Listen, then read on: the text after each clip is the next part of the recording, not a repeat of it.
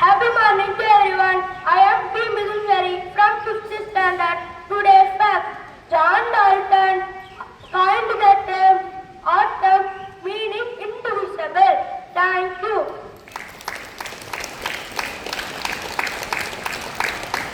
இன்றைய திருக்குறளுடன் உங்கள் 10ஆம் வகுப்பு மாணவி சாமொழிக்குழி.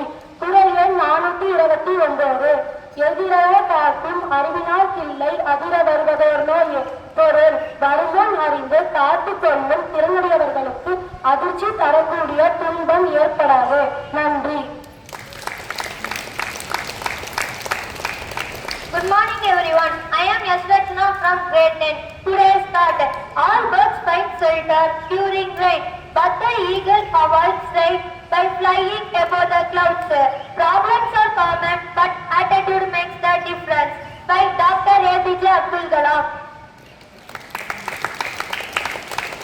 Good morning everyone. I am KDVC from grade 10.